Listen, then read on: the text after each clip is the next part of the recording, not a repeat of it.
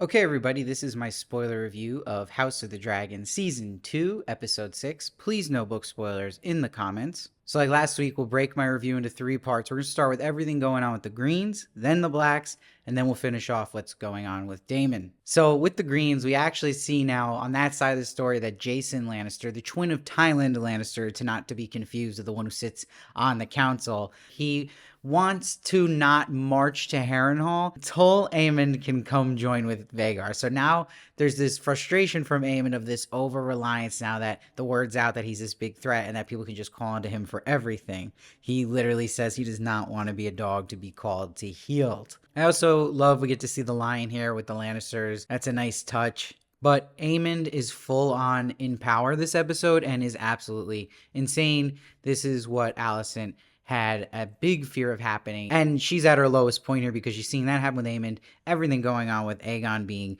barely alive. So this is the bottom point for her, which I do think is going to start a redemption arc for Alicent, which we're going to get to. Now, Aemond wants to make an alliance with the Triarchy, and like Alicent says, these aren't people to be trusted, but he doesn't even let her finish her sentence, and he's obsessed with getting rid of the Sea Snake and that blockade and wants to use the Triarchy to do it. He also, smartly though, does not want to give Daemon any more time to strengthen. He wants to hit him before he gets more powerful. And that's when he's like, I'm going to send Cole straight to Harrenhal. So he has two parties converging from different directions on to Harrenhal and attacking Daemon. And then he says, I'll fly out to meet you when the time is ripe. So everything brewing inside this character of Aemond, from his trauma as a child to feeling wronged and hurt about what happened with his eyes and being bullied, now it's coming full circle. It's all acting out now. He's becoming this really scary person. It's not all bottled up anymore. Like, we've seen him very moody and planning things, but this is like a different level. And to the point where he fires his own mother, Alicent. And she says,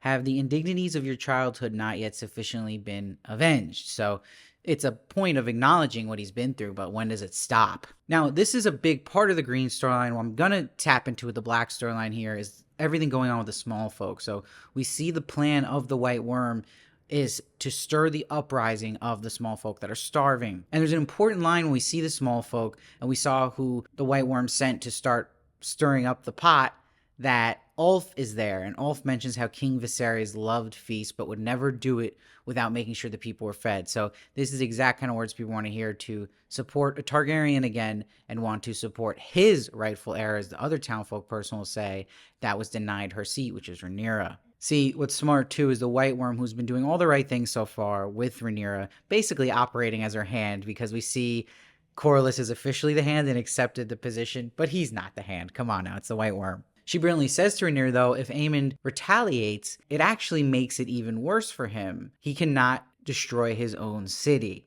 And she mentions that even if they can't overthrow him per se, it's hard to wage war while you're worried about keeping peace in your own area. Now, this is just the start of her master plan, but we'll see this plan really hits home when they send the food later on, which we're going to get to. I will make a point, though. Every time we check in with the blacksmith family of the Smallfolk, I don't know why they've been given these scenes where it's just them and we're supposed to like really understand their perspective. It's almost not necessary, I'm feeling now, that maybe they could just keep showing random Smallfolk, because it feels not like an HBO quality type storyline. It feels so paper thin and by the books, not HBO. So very strange. But Loras has a great line here where he says, the enemy without may be fought with swords. The enemy within is more insidious. Of course, Lord Loras would say this. And then he goes for his shot at being Hand. So we see his plan to just move up. A very famous thing we see characters like this in Game of Thrones, like Littlefinger, they just want to get to the top. But Daemon can see kind of through Loras here and doesn't want his type. He has no interest.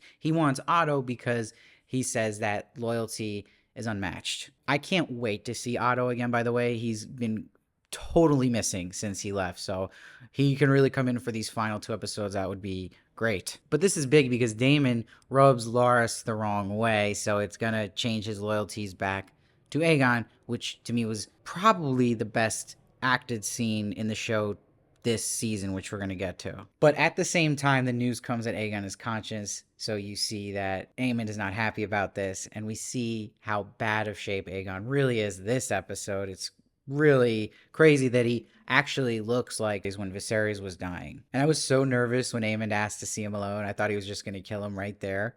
But he literally says to him, "What did you remember?" and pushes the ball from the council against his burn marks. And he's like, "Nothing." And he's like, "You challenged melees. It was foolish." So this is like that really dark side of Aemond coming out and getting back at his brother, who obviously picked on him a lot and bullied him. So he has no love for him, and he really is just blackmailing him and threatening him to keep his mouth shut about what really happened, because Aemond is the only one who knows that he set Vhagar onto him. But speaking of wanting Otto back, I'm a little worried because Alicent's not getting any word back from her ravens to Otto, so I wonder what's going on with that. I'd love to hear your guys' theories on that. Now, Alicent will say sorry to Aegon. She's feeling the guilt, and she'll have this kind of guilt revealed when she's talking to her brother Gawain later on about, was it the court that caused the trouble of her sons and what's happened to them, or was it her as a mother? And I love that after she says sorry to him, because she probably feels awful the last time they talked, it was not a good talk, that there's this beautifully lit shot when she's in the courtyard standing there reflecting on all of what's happened. Just beautiful. Now, what I thought was really exciting is we've heard him mentioned by Otto, but now Alicent mentions it to Gawain about her son Darren. The key word here is he's described as kind. This is something, like Alicent says, kindness is a quality I found lacking in his brothers. So I'm excited to see this character of Darren as well. And you also see Kristen and Alicent are not talking. They stare at each other, but right now they are not on talking terms. Oh, and also Alicent goes to Helaena, who I forgot was in the show. She had such a big screen time the first 2 episodes and completely vanished. But she wants to light a candle with her. So before we get to what happens with them, you'll see that the Smallfolk get the food arriving on boats with Targaryen banners. So this was brilliantly played by Rhaenyra and the White Worm. And this will perfectly lead up to a crazy moment where the Smallfolk are raging at Alicent and Helaena while they walk through the city. Alicent even gets a fish to the face. And the people are shouting, "Long live Queen Rhaenyra." So it's all going to plan for them. And one grabs Alicent's arm and they slice his hand off, which was gruesome. And she says, "Sheath your swords," but you're almost like, how can they? You know, they're getting attacked by this many people. You have to use them. And you see, honestly, the Kingsguard are getting mauled here. So I wonder how that's going to affect everything going on in King's Landing, especially with Aemond. Someone has to take control of this chaos under his reign. And Alicent and Helaena are able to escape. So we'll see. I'm sure they're going to end up somewhere maybe with Otto, or maybe this is how they bring in Darren. Now, in the best scene on this side of the story for me was actually with Loras, who was played by Matthew Needham, who has an incredible scene here when he goes to see Aegon. He says, "You will never run again. Your mind is all that remains to you." And we get to see Loras' backstory here. His father said his club foot was a work of sorcery. And he says people will pity you either behind your back or in your presence, and they will stare at you. And the tear that pours out there was just beautiful. And they will underestimate you, and this will be your advantage. So it's the perfect person to be talking about Aegon in his condition. He says, "Your brother rules in your place now, which means your life is in danger. But I think you know that." So he doesn't know that Aemond caused the burns, but he knows that something's going on between the two of them, and that Aegon is obviously afraid of him and something happened there. But you see Aegon's like, "Help me." So I love that this duo is actually going to be the one staying together. I don't think it would have been as interesting having Lord Larys with a completely different type of personality with Aemond. I think him being with Aegon, the scenes really worked with them together earlier, so it's cool to see that's going to live on. And it's bad news for everybody else that you don't have Larys on your side. So someone like Aemond, that could really hurt him too. So let's go everything going on with the Blacks. Now, Stefan Darkland is the first one who's going to attempt this plan that Jace and Rhaenyra have together of having someone who has more thin blood of Targaryen nature to ride a dragon. And that is not Henry Thomas. I thought it was Henry Thomas for a second. I laughed out loud when Rhaenyra explained his Targaryen connection, where she's like, "Your grandmother's grandmother, Ariana, was born a Targaryen princess." It just reminded me so much of Dark Helmet and Spaceballs when he's like, "Your mother's sister's nephew's fiance." And you see even the council rolls their eyes at this. And look, Rhaenyra made clear to him, she's like, "Look, man, no one has attempted this before. To claim a dragon, you must be prepared to die." So he's all in though, and it's cool how they had him like look to dragons like gods. So he was just like honored to do this. So this was really great scene on the Black side when they do the chant out to bring out sea smoke. And remember, his rider was Laenor. So it is mentioned by Rhaenyra that she thinks he is missing his bond, but we'll see there's another rider he's going to fill that void with, not Darkland. I also love these men here have wooden sticks. Like, that's going to do anything with a dragon, especially wooden sticks. But the tension is so good here as Darkwind creeps up to see Smoke. And when he says, I've done it, you know what? You'd never say that in the Game of Thrones universe. And something bad's going to happen and he gets roasted. And they did a good job of misdirecting that because at first it seemed they had the music playing like this was a glorious thing happening and it just failed. I also love the other guy who was burnt, slit his throat to avoid burning completely to death. And this is obviously going to spook Rhaenyra. And then she has a council member in her ear after this, basically like, I told you so. And he's like, we lost Sea Smoke. He pieced out. We lost a good night. And he's like, I was right, blah, blah, blah. And she turns around and slaps him. Felt like a meme moment. And she says, it is my fault. I think you have forgotten to fear me. I really like what they did with Rhaenyra's character this season and what she's struggling with right now. And that this has been the story of her life, not being taken seriously. And she says being looking too much like a mother or someone's daughter. That's who she's reminding them of. And she wants to be looked more as someone in charge and a warrior. And that's why it perfectly cuts to her picking up her sword. And she's tapping into that side she craves to get that respect. And the White Worm is in her ear saying, you know, don't give up after one failed attempt here with the dragon, and also compliments her with the sword. Now, Jace will bring up to Rhaenyra about her striking a council member, and he's like, everyone's abuzz about it. And she says, he's lucky I didn't have his tongue. It's a very King Viserys line. You see her father in it right there. And that other line that's greater is her saying she's tired of being protected as well, and not being taken seriously as a woman. And Jace says, my ruler is my mother, I will not want otherwise. But the problem here is when Jace brings up Daemon and that we need him. And she's like, Daemon, Daemon, Daemon, enough. Like, that's what everyone's saying to her, that she needs Daemon. So that's part of this too, that she's got to prove her own worth, that she's not dependent on Daemon, especially someone like Daemon you can't trust. Now we go to with Rhaena at the Vale, and she runs into burnt animal bones in the field. So there's another dragon here. Who is this dragon? I have no idea. Leave in the comments if you do, if you haven't read the books. That's a big mystery here. I also love the two boys, though, playing with the dragon action figures. They always do this kind of stuff in the show, and I think it's great. But what made this one special is because they had the little baby dragon there walking around as well. But she gets news from Jane Eyre, who I did not realize was Amanda Collin from Raised by Wolves. And it's crazy because the actor Alan in this show is also from Raised by Wolves, who I did recognize, but I did not recognize her. But she says that Pentos has accepted to shelter the two boys and, of course, Rhaena. But Rhaena feels duped here. She did not tell her there's a large dragon here in the Vale. So Jane responds, oh, well, it's wild, like almost like it doesn't count. So Rhaena's clearly upset because she didn't give her those 15,000 swords they want to return for the dragon. Now, the storyline has been so slow. Is everything going on with Corlys, Alan, and Adam, but it finally picks up at the end here. Thank God there is hope for this story. Well, here we see Corlys officially wants Alan to sail with him, and he pretty much orders him to do it. But Adam, his brother, is still jealous and frustrated that Alan isn't just jumping up to this and taking in this glory and this chance for power and money. But that's where the excitement comes, is when Sea Smoke will fly to where Adam is. This was foreshadowed earlier when we saw him flying over Adam kind of randomly in one of the episodes. Now we know why that was a big thing, and he claims his rider. So there's more to this Adam/Alan bloodline than we know, non-book readers like me. But this is great for Adam. You see how he just embraces it, and we'll hear that he actually gets on the dragon. So this is a calling for him. This is purpose that he wanted. So I'm excited to see Adam get in the fold here. It's going to be really cool having him on the side of Rhaenyra because she needs it. And it's going to be cool seeing him with Sea Smoke. So Rhaenyra will tell the White Worm she doesn't think she can win this war. She's like, my own son will question my abilities. He thinks I need Daemon at my side.